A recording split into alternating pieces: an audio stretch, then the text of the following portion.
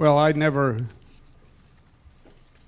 seen Ben in a debate before, and I will acknowledge that Ben is very capable of handling himself in a debate. Not right? So, but that doesn't mean that the arguments he gave were correct. So let me deal with two of them. He made a comparison of standards of living in the United States 100 years ago with the standards of living now, right? But the standard of living 100 years ago in the United States, was the United States a communist country 100 years ago? It was a capitalist country. So every single one of the brutalities that he was alluding to 100 years ago were brutalities that were created by which system? The system of capitalism.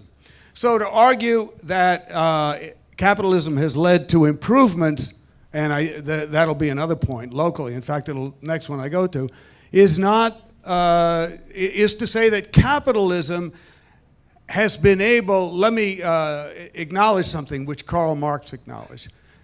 Is capitalism able to create more wealth?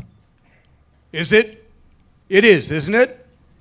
And when capitalism is growing, some of that wealth comes to the working class. And that, I take it, is Ben's point. And it's a point that I agree with. And it's a point that Karl Marx made as well, and that no communist has ever denied. That is, at certain points in the history of humanity, capitalism is a positive development and moves humanity forward. The question is, does capitalism move humanity forward now? The second argument of Ben's that I would like to rebut is the argument about immigration.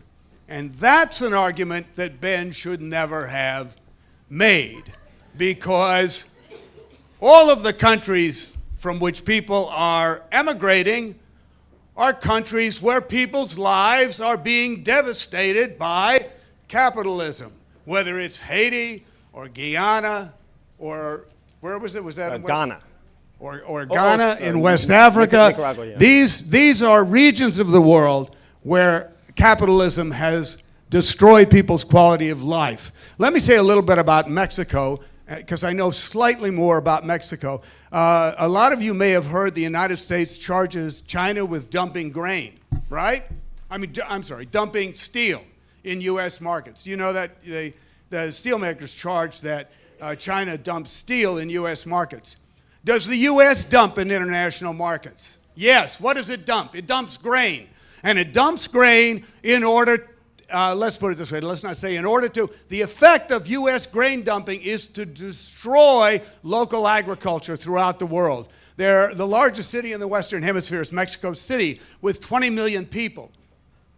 It grows so fast because people in Mexico who 2 and 3 generations ago were able to live through farming for local markets can no longer live in that way because of cheap grain. And then we all know another effect of it, which is you go into the grocery store in January and February and you get your tomatoes and your lettuce, and it says, if you look, grown in Mexico or somewhere else in Latin America usually.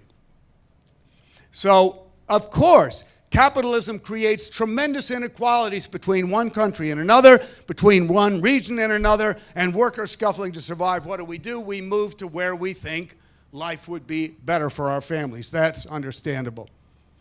The other thing I would like to do in the 5 minutes, and what do I have left? 1 minute? 2 minutes? 1 minute. I would like to defend the Soviet Union and its history. I just like to make a bald assertion which Ben can dispute if he thinks it's not true.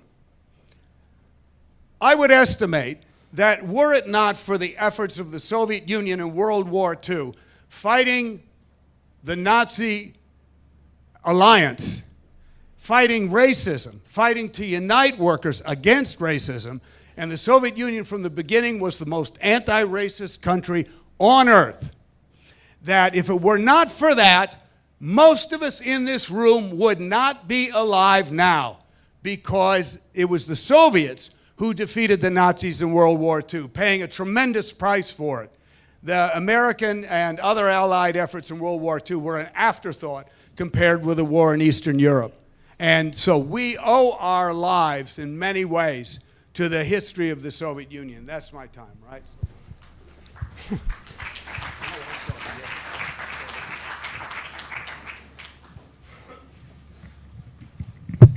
5 minutes. All right, thanks.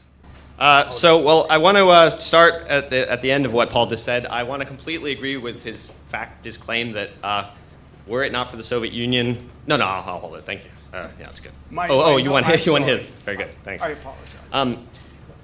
Were it not for the Soviet Union, we wouldn't have beaten Hitler. I'm not sure what the relevance of that is, since I was talking about the quality of life in the Soviet Union and not that. But anyway.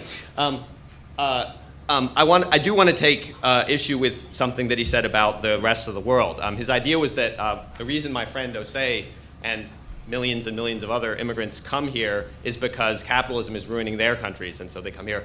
That's not true. If you're interested in this issue, one thing to look at is this huge study that just came out called The State of the World 2011. By every available metric, things are getting better in the developing world.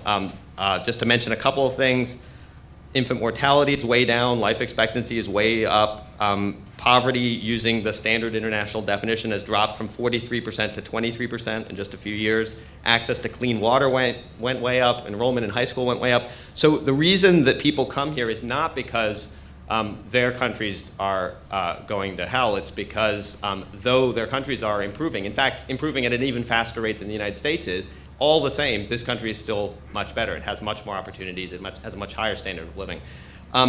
So I think that's not the reason people come here. What was the other thing that Paul said?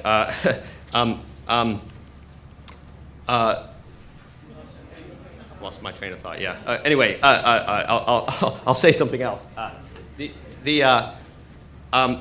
think in a way, Paul made this point about me comparing the United States now with the United States 100 years ago. I'm not quite sure what I'm supposed to be comparing it to, but in a way that brings out a difference between what I'm doing tonight and what he's doing tonight.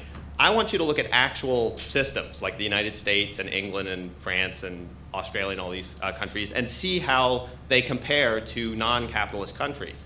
Paul is not doing that same thing. He's not asking you to compare different actual concrete economic systems, that is actual instantiated systems of actual countries. He's asking you to compare capitalism as an actual living, breathing system to an idea, or an ideal, if you like. Communism is not, he doesn't want us to look at the Soviet Union or China or North Korea when he says communism. He wants you to look at a sort of dream. And now there's nothing wrong with having a dream. In fact, having dreams is crucial to living a good life. But dreams, as we all know, have to, at a certain point, contend with reality. And I think that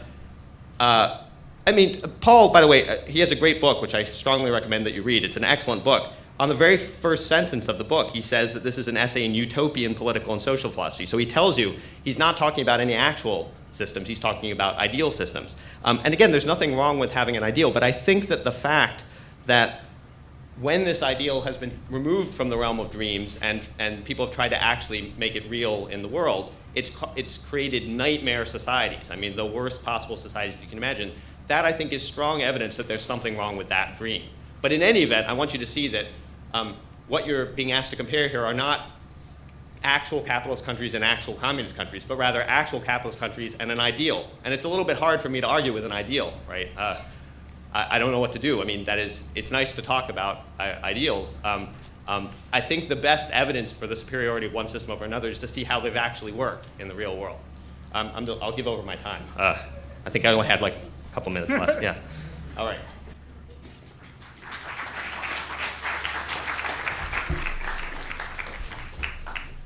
Thank you, gentlemen. We're going to go into round two of our rebuttals. It should be 3 minutes each for each debater. In the meantime, please do prepare your questions. And we're going to be coming down to the middle here, where you'll be able to question our speakers. That will take place in about 20 minutes or so. 3 minutes. Dr. Gomberg.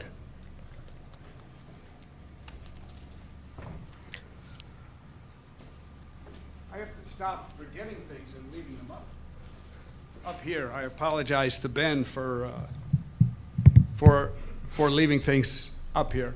I again think that Ben has a point in that, but let me qualify the point, in that I am not defending, well, there are no, I mean, the only one that even still uses the name, I guess, is China. And China is one of the most aggressively capitalist countries on earth. So I'm part of a revolutionary communist party and a revolutionary communist movement. And I would commend to you, if you'd like to, like I said, I encourage everybody to take our newspaper.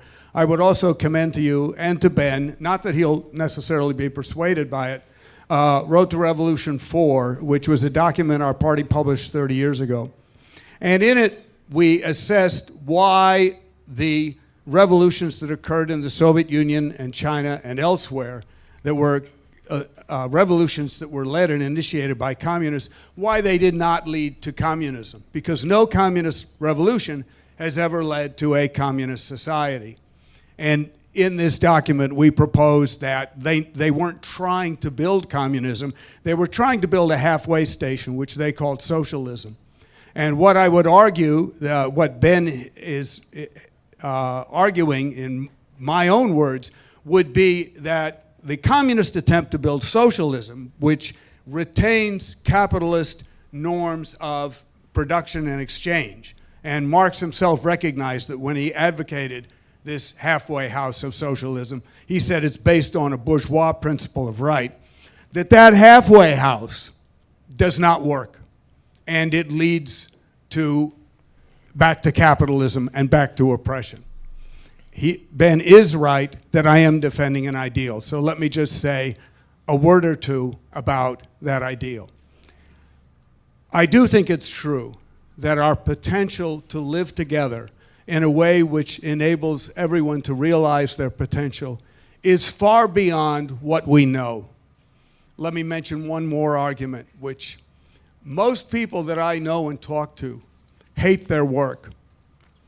And they try to console themselves or give themselves some sense that life's not too bad by buying things, often electronics, right? I'll bet a lot of you have smartphones or pads and things like that. But let me suggest something to you. That's not what makes life good. What makes life good is when you like to get up in the morning and that you look forward to your day because you're going to be spending your day doing something that you enjoy doing. The joy with which, a kid that loves to play basketball looks forward to getting out on the court. What I'm saying is that should be for each one of us because we should find that joy in work. And I do think that's possible for every human being to have a good life, provided that labor is shared, and that's what the book defends. So I don't have much more to say about why I'm optimistic. It is a long discussion, I think Ben would acknowledge that, about whether that optimism is justified.